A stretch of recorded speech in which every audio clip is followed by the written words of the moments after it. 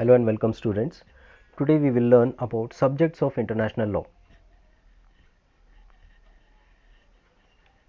As to the subjects of international law, jurists of the world are divided into groups as per the theories they have developed for the determination of subjects of international law.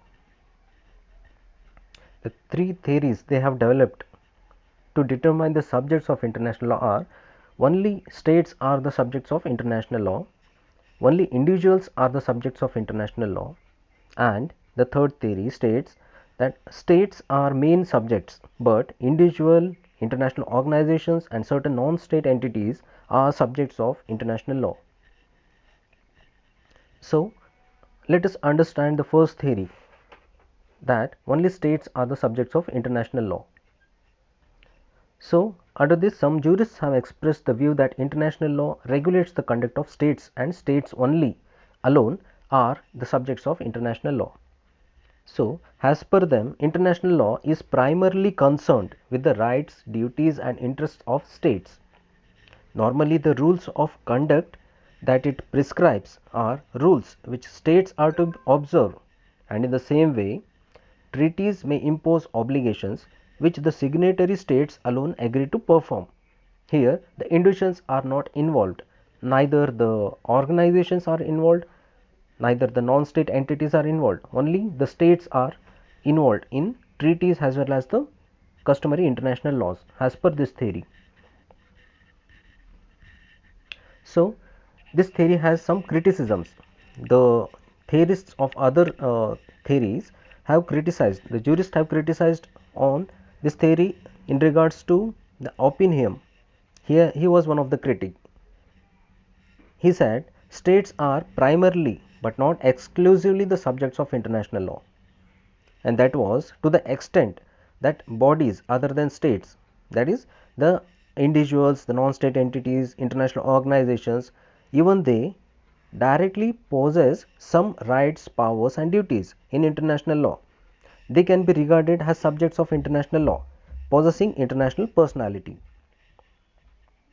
Further, many of its rules are directly concerned with regulating the position and activities of individuals, and many more indirectly affect them. That is, they are directly affecting the other subjects, not only the states. Thus, it is wrong to say that individuals are not the subjects of international law.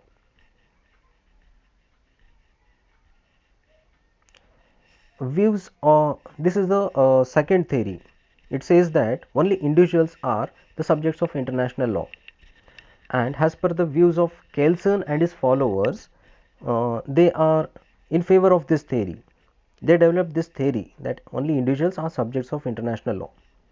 Okay, certain jurists like Kelsen have expressed their view that duties and rights of the states are only the duties and rights of men who compose them, and they are the individuals. Kelsen analyzes the notion of a state and affirms that it is purely a technical legal concept, and as a legal concept, the duties resting on a state at international law are thus ultimately duties binding on individuals. As a legal concept, they are not binding on the state. Directly or indirectly, they are binding on the individuals as per him. So there is no real distinction between state law and international law as per this theory. Both systems bind individuals, although international law as a matter of technique does so only mediatory and through the concept of the state. So directly individuals are affected. It can be through the state or indirectly through the international law.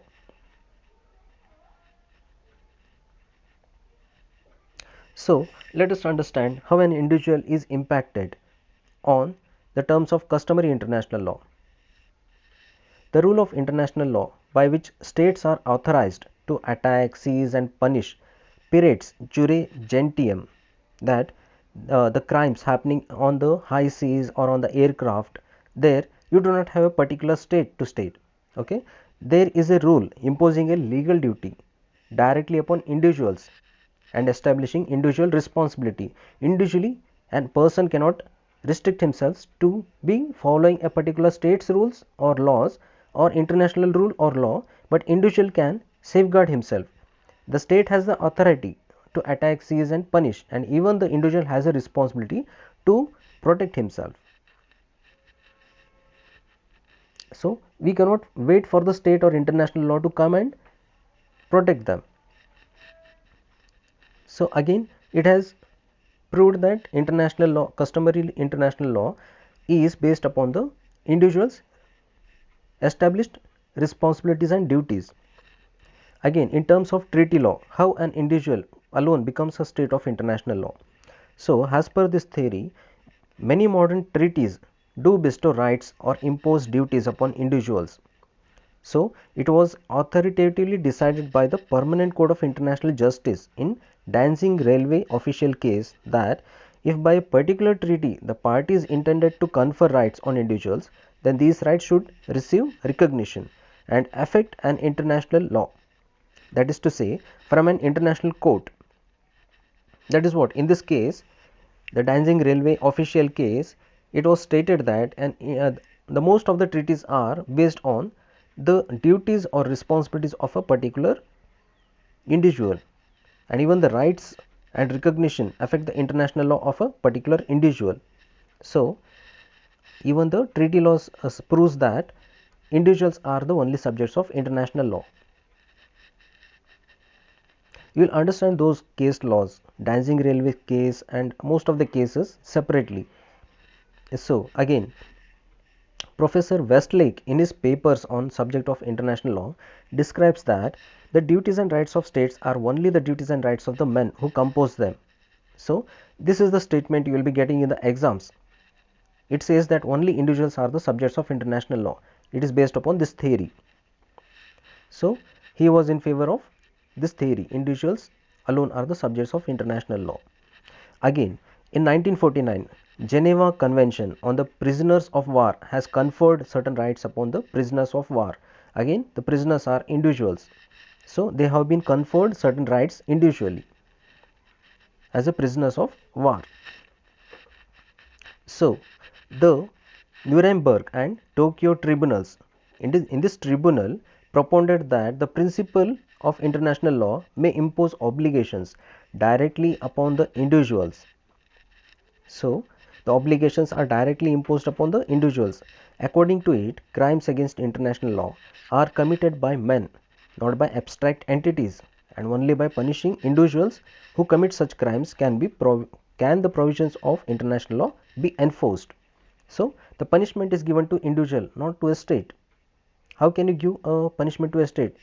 Maybe there can be some sanctions and all, but there are the human beings, the individuals who are related with that crime. Thus the above trend, that is a crime by an individual punished to that individual alone, all those trend was reaffirmed in the Genocide Convention, adoption by the United Nations General Assembly. It imposes certain duties directly upon the individuals.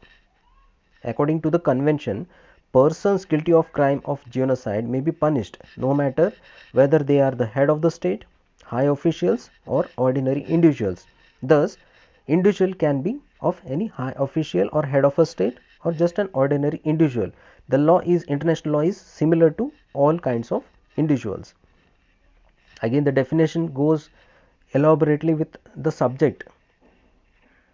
Different subjects have defined individuals in their own sense. So it is enough to understand the kinds of individuals like the head of state or high officials or ordinary individuals who are getting punished under the international law as an individual and not as a state. Again, there are criticisms on the theory only individuals are subjects of international law, and they are okay. The first is Kelson's view appear to be logically sound. What he has stated that individuals are only subjects is sound, but so far the practice of the state is concerned, it is seen that the primary concern of the international law is with the rights and duties of the states. So the state is responsible for the concern of the default or any laws violated by individuals. The states are concerned. So individuals cannot be the only subjects of international law. Again, from time to time certain treaties have been entered into which have conferred certain rights upon individuals, that is accepted. These developments lay in the direction of imposing duties on individuals under international law. Accordingly, as per the rights, the duties has also been imposed to these individuals under international law. But parallel thereto, there has been also a movement for conferring rights on individuals even as against states, of which such individuals are national or citizens. So they alone are not penalized, but they parallelly the state are also held responsible for the violation of international laws, for that individual being the national or citizen of that particular state. An individual cannot generally assert his own rights against a state before an international tribunal, or be answerable to a state in the same jurisdiction for failing in his obligations, but only through the state of which he is a national. So, before any violation or before any injustice, or before he is whenever he is becoming a victim for any acts of other person, he cannot directly go to the International Court of Justice or international tribunals. He has to first face the state's jurisdiction, whether he is coming within the jurisdiction of his state or the persons involved in the crime or the violation are from other state.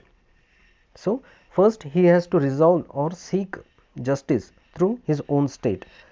So, the state comes into picture again. The individuals has to go through the state laws, okay, you can say the jurisdiction, laws, rules, procedures and all. Then he can proceed, if allowed, from his nation, national laws, then he can proceed to the International Court of Justice for seeking any justice for any violations of his rights. States are main subject. This is the third theory. It accepts that states are main subjects, but individual, international organizations and certain non-state entities are subjects of international law. One of the theorists, that is P.E. Corbett, he remarked that for him, witnessing a transition in international legal development for a prolonged state, he has stated that there has been developments in international law so that the individuals, the corporations, the international organizations and non-state entities are coming into picture. They are dealing with the international laws, and thus they are also becoming a part of the subject of international law because of the rights, duties they are sharing with these international laws, international organizations. So, he has remarked this statement. Again, a new trend or movement has started in the international field, under which some rights are conferred upon individuals even against the states. A glaring example of this is the European Convention of Human Rights in 1950. So we all know about the European Union, how it was formed, and how this European Convention of Human Rights was formed. Okay, we will there is a separate elaborated lecture on this. So it is better to understand the European Union concept under this European Convention of Human Rights, wherein an individual is given priority, wherein an individual who is the victim of a violation of human rights and whose state is the member of the United Nations may send a petition regarding violation of human rights by his own state to the United Nations Commission on Human Rights, wherein this has stated that individuals are also the subjects of international or international law, wherein they have to submit a petition to the United Nations Commission in regards to human rights violated by the state. Okay, there are certain international treaties in regard to the minorities. These treaties have conferred upon minorities certain rights. Okay, so again the minorities becomes the subject. So we cannot say the state is alone the subject of international law. Okay, to conclude about this subject of international law, the theories, to conclude, it would contend that states alone are not the subjects of international law. That is what to say, the last theory. We need to follow that states alone are not, they are primarily the subjects of international law, but the current position, correct position therefore is that besides states, individuals, public international organizations and some non-state entities are also the subjects of international law. Again, the fact, however, remains that major part of the rules of international law deals with the intercourse of states with each other. So, anyways, primarily the states are the subjects of international law, but the rest of the subjects, the individuals, the public international organizations, non-state entities, corporations, even they are also the subject of international law. So, this was about the subject of international law and the theories of international law. Chalo, thank you.